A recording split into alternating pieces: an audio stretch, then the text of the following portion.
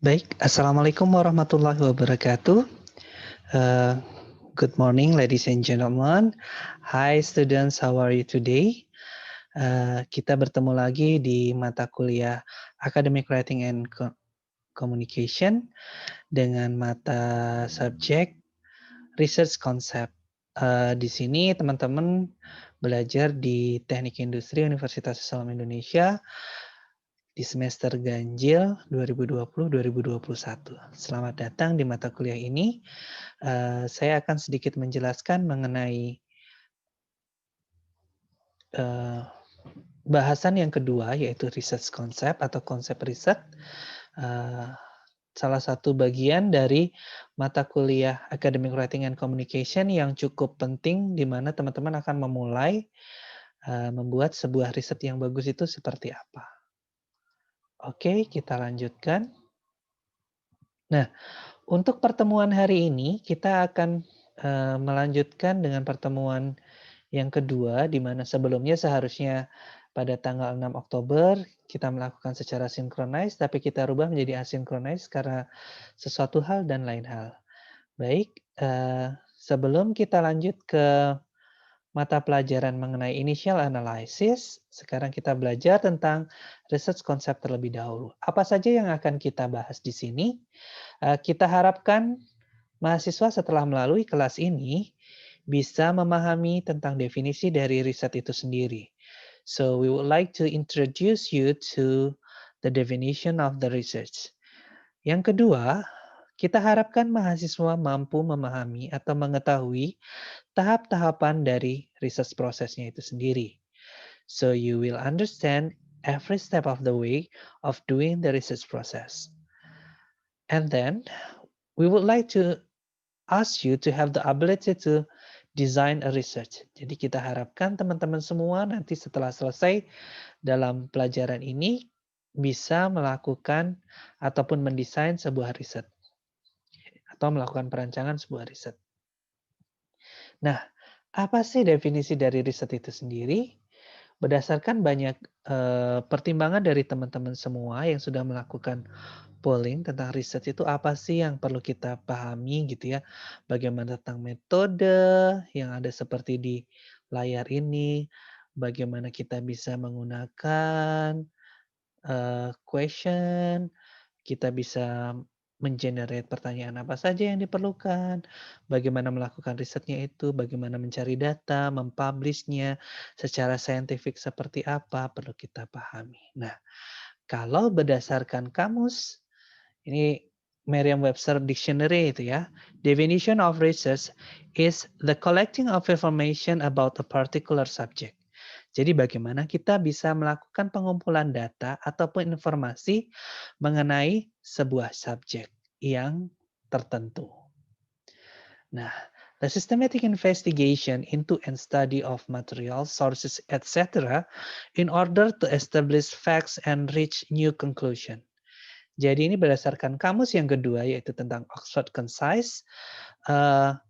Riset adalah sebuah investigasi secara sistematik bagaimana kita bisa melakukan studi terhadap material, sumber berita, sumber penelitian, dan sebagainya dalam rangka kita berusaha untuk mendapatkan sebuah fakta atau mencapai sebuah kesimpulan yang baru. Nah, di sini yang ketiga, yang juga termasuk ke dalam Oxford Concise Dictionary, is an endeavor to discover new or collate old facts by the scientific study of a subject or by a course of critical investigation. Jadi di sini bagaimana kita bisa berusaha menemukan, mencari sebuah fakta-fakta yang baru atau mengumpulkan fakta-fakta yang lama dengan cara melakukan sebuah penelitian ataupun sebuah studi yang saintifik terhadap sebuah objek. Atau bagaimana cara kita bisa melakukan sebuah investigasi yang cukup kritis untuk bisa memahami riset itu sendiri. Nah, Apa saja sih karakteristik dari sebuah scientific research itu? So we have like 5 simple characteristic. First is public. It's provide freely available data in published report. Jadi bagaimana kita bisa memahami bahwa karakteristik sebuah riset yang saintifik itu bersifat publik, di mana kita bisa mencari ataupun orang bisa mendapatkan data secara mudah in published report-nya itu tadi, dari sebuah laporan terhadap scientific research tadi. Sifat publik yang kedua yaitu allow other researchers to independently verify. Jadi bagaimana sifat dari sebuah scientific research itu bisa membiarkan atau memberikan kesempatan buat peneliti lain untuk bisa secara mandiri memverifikasi hasil dari penelitian kita. Itu. Kemudian sifat yang kedua atau karakteristik yang kedua adalah objektif. Deal with facts rather than the interpretation of facts. Jadi bagaimana kita bisa membuat scientific research tersebut bersifat objektif.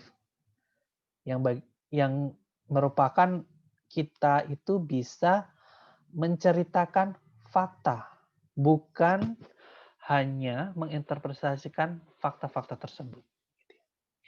Lalu sifat yang ketiga adalah empirik.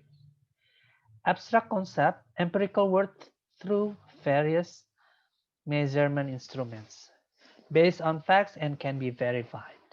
Jadi di sini bersifat empiris adalah artinya bisa diverifikasi karena berdasarkan fakta.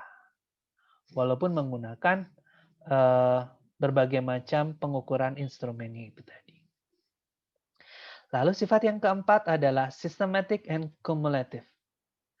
Jadi di sini bagaimana kita bisa memahami bahwa scientific research itu harus didasarkan pada sebuah studi yang sistematis.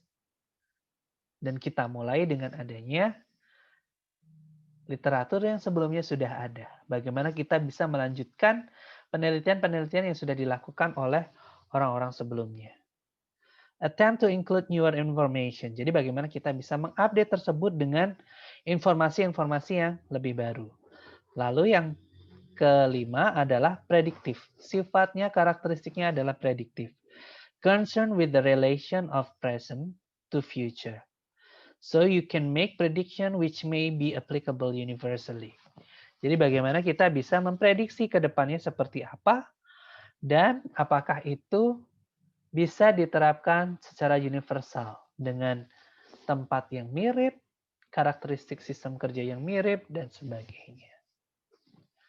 Nah, setelah kita pahami sedikit mengenai karakteristik dari riset, scientific research itu sendiri, nah, kita bisa membagi riset itu menjadi berbagai macam tipe. Ada 3 hal yang bisa dibahas di sini, contohnya adalah yang pertama dari segi sudut pandang aplikasi. Riset itu dibagi menjadi 2. Riset murni dan riset terapan. Pure research is just basically a research, and then applied research is basically how you apply the research into the reality itself. Lalu sudut pandang yang kedua adalah objektif. Ada 4 bagian yang bisa didasarkan pada sudut pandang objektifnya.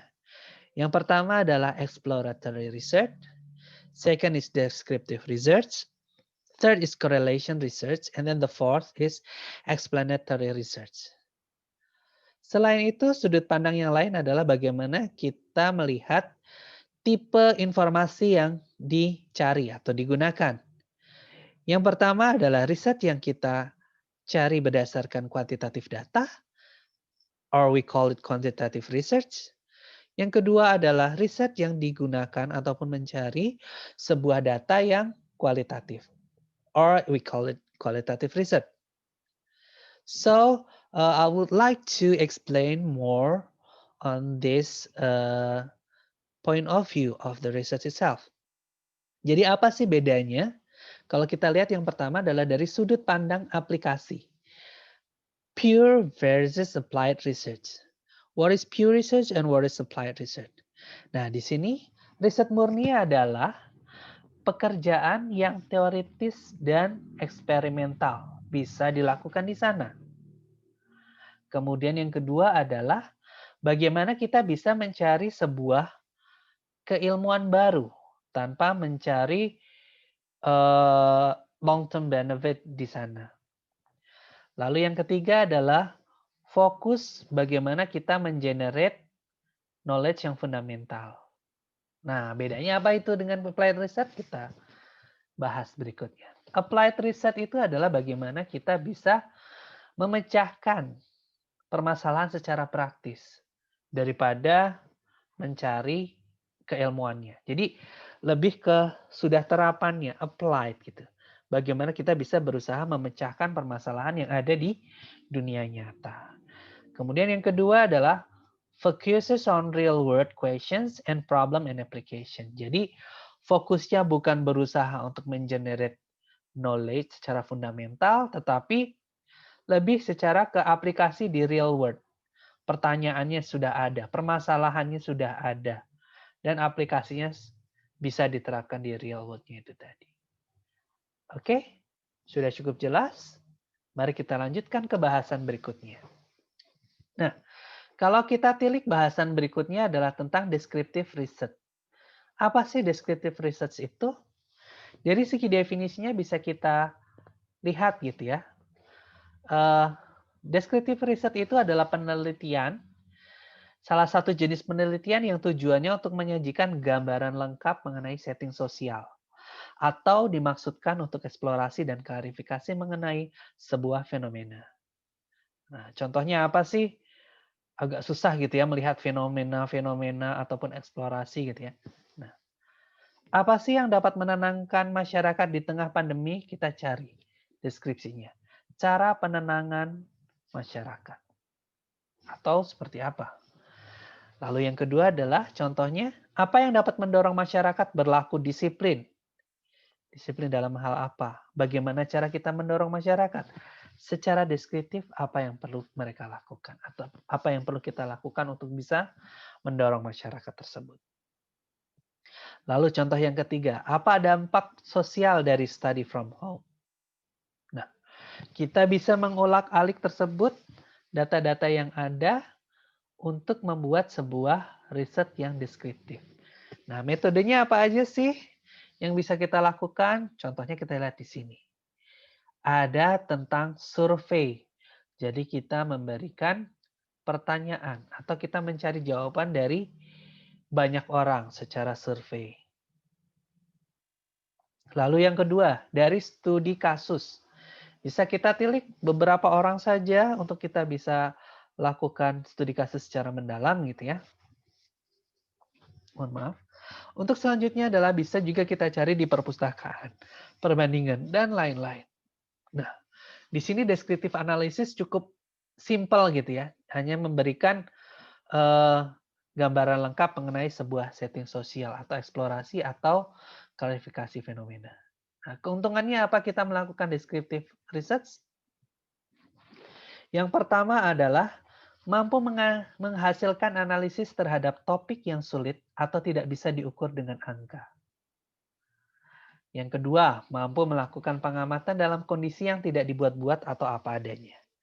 Lalu yang ketiga, dapat mengkombinasikan penelitian kualitatif dan juga kuantitatif. Namun ada sedikit setback-nya ya untuk descriptive analysis. Itu ya pertama mungkin tidak begitu signifikan. Yang kedua, rentan terhadap bias karena subjektif gitu ya. Tadi hanya berdasarkan pendapat orang saja. Dan tidak begitu banyak mungkin juga gitu ya. Lalu sulit diverifikasi ulang karena sifatnya yang berdasarkan observasi dan sesuai konteks saja. Jadi bisa di saat yang berbeda, deskriptifnya juga bisa jadi berbeda. Gitu. Oke, kita lanjutkan dengan pembahasan yang berikutnya, yaitu mengenai exploratory research.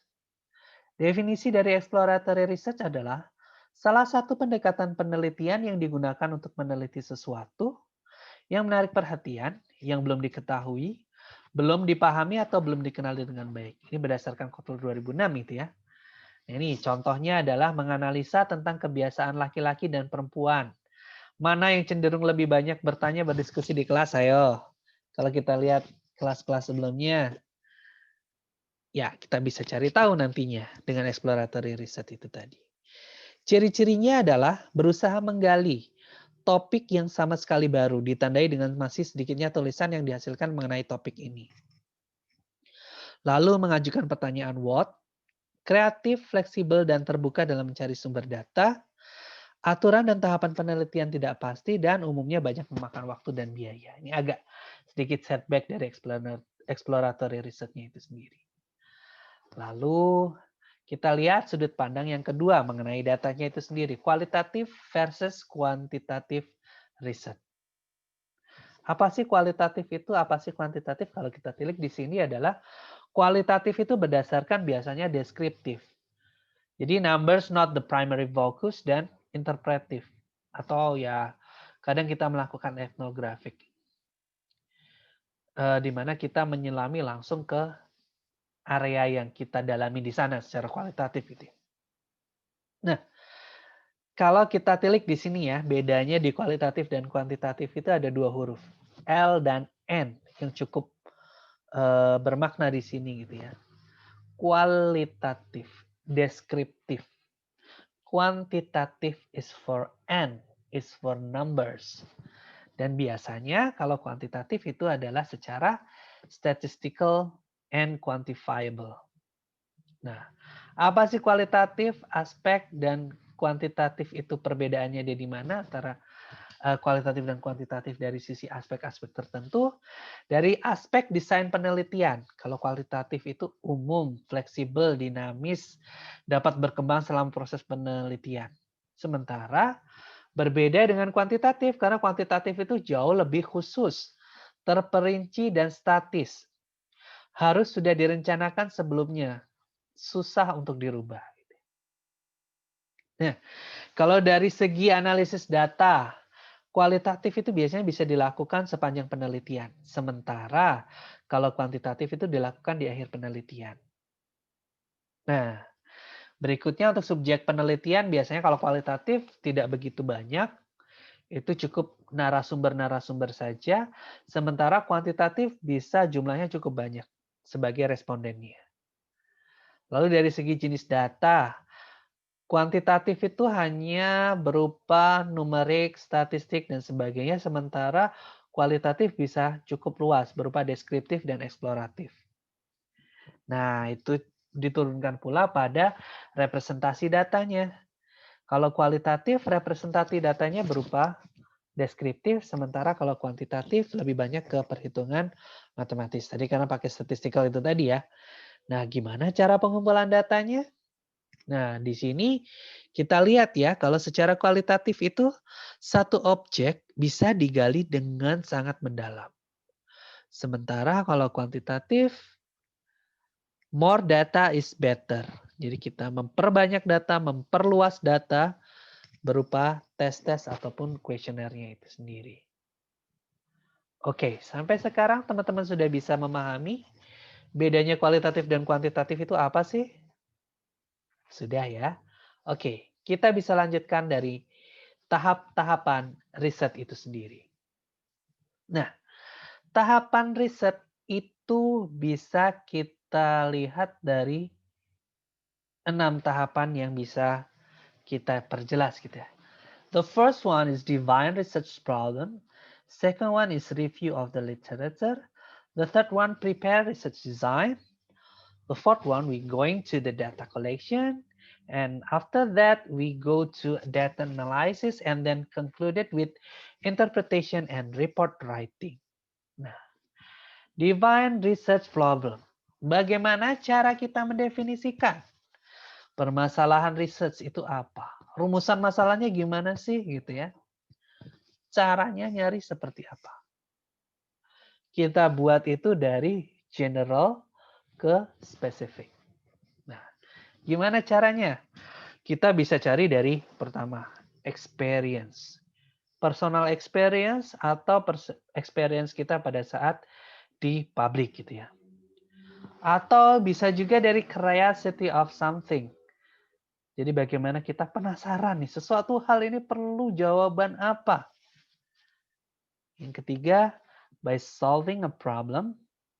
Dan yang keempat, bisa juga dari hot topic. Apa sih yang lagi ngetrend? Yang up to date itu apa sekarang?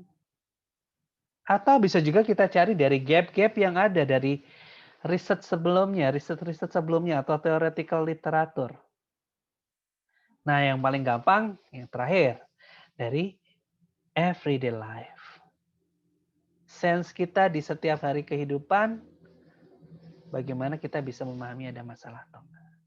Nah, di sini kalau kita tilik ya dari general ke spesifik, ini contohnya adalah secara general. Sekarang kita berada dalam kondisi pandemi COVID-19.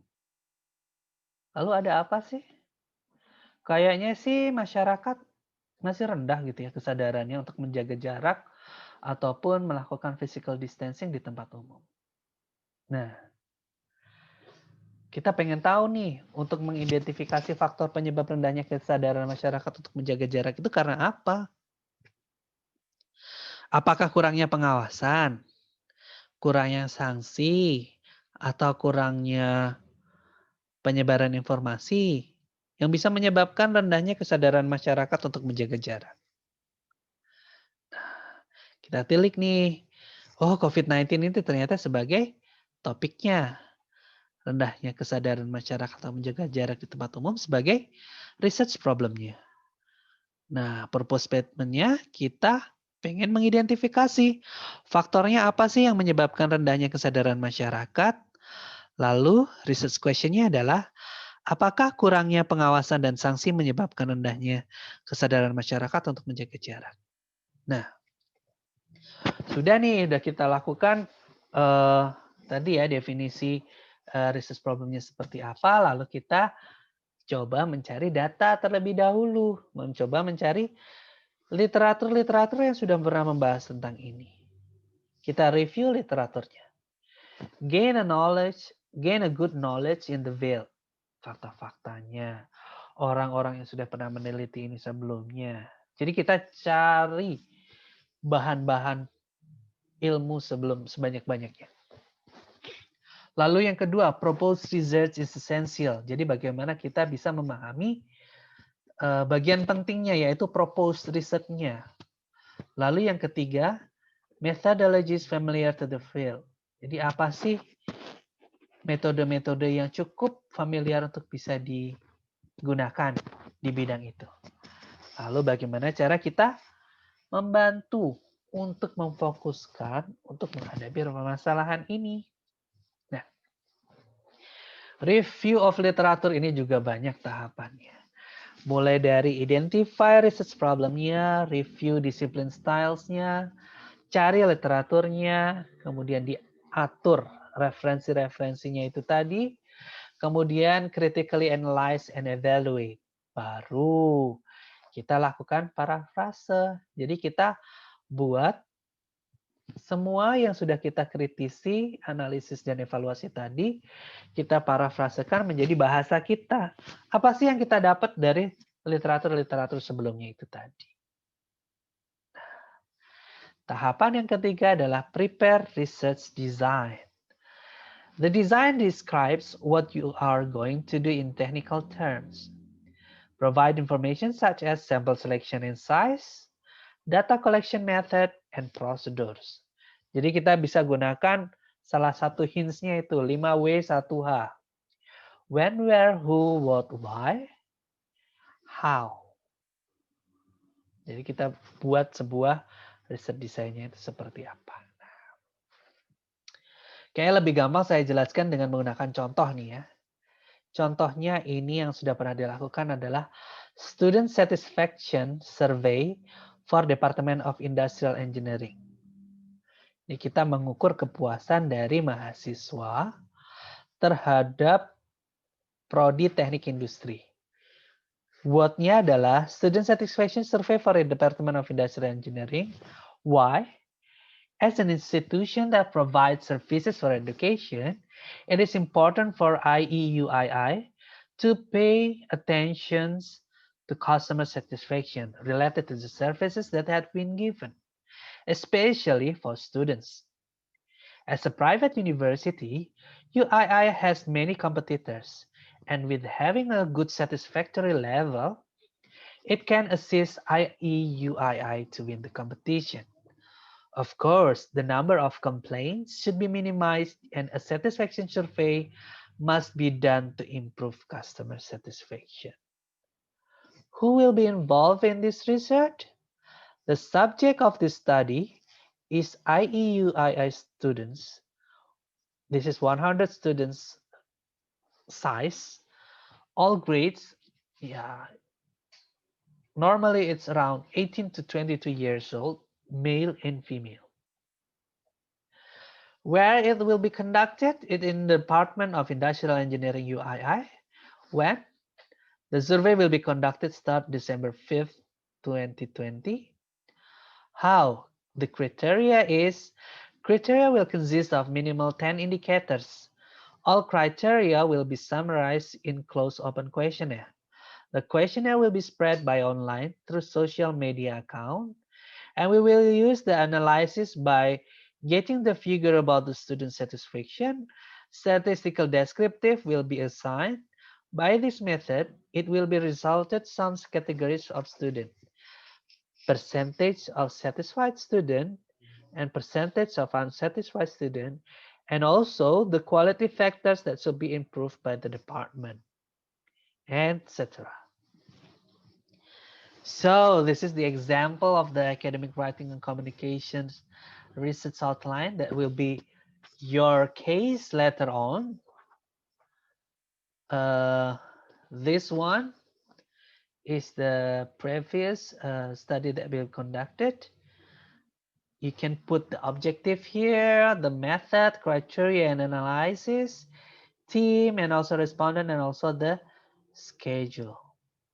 So the last one that should be conducted by student of industrial engineering in this academic writing and communications for the odd semester 2020 and 2021. First is please make design for your individual research.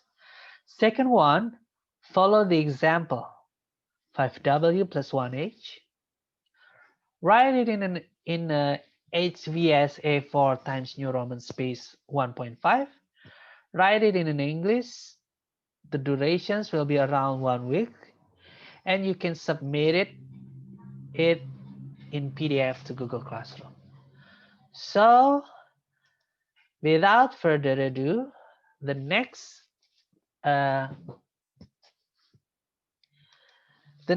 task that you will need to conduct is that I will give you the whole abundant data of the questions that has been collected from the poll that you give it to that has been given to me previously, and you guys need to divide the 2 or 3 questions on each aspects based on those data. So you will have a good research outline. Okay, thank you. Without further ado, I will raise this class. Hopefully it satisfies your needs of understanding the research concept. See you at the 13th of the October 2020 for the third meetings. Thank you. Wassalamualaikum warahmatullahi wabarakatuh.